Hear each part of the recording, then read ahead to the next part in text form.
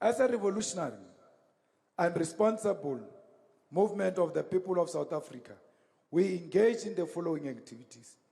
After the revelation of millions of dollars stuffed at Phala Phala farm, we wrote questions to Cyril Ramaphosa in Parliament, requesting him to explain the source of the money and to disclose any other millions hidden in his property.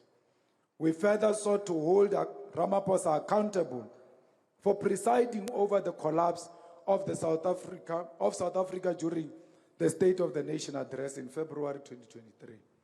We engaged the South African Reserve Bank, the South African Revenue Services, the financial intelligence, and all relevant structures, demanding that Ramaphosa be held accountable.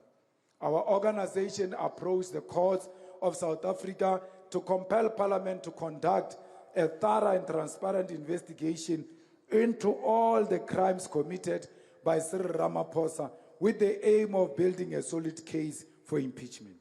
We also approached political parties in Parliament to engage in motion of no confidence against Cyril Ramaphosa as President of South Africa. An independent panel led by former Constitutional Court Chief Justice Sandile Ngobo, appointed by the Speaker of the National Assembly, found that the President had a case to answer. When the National Assembly resolved to ignore the independent panel report and its finding, we approached the Constitutional Court to challenge this decision as irrational and abdication of its constitutional obligation to hold the President accountable. The matter was heard by the Constitutional Court last month, and the judgment is reserved. For as long as the EFF exists, Phala Phala will not die until the person in the office of the President today is arrested and appears before a court of law. It is a matter of when, not if it will happen, because it is going to happen. The EFF exists in a country indoctrinated to believe that the contradictions between the African black majority and the white capitalist ruling class can be resolved peacefully, and that violence in any form must be avoided and condemned. This belief is simply untrue. We must explain this truth to our people. When the South African Human Rights Commission takes us to court for saying that ultimately our revolution will require us to kill, we must be prepared to contextualize what we mean.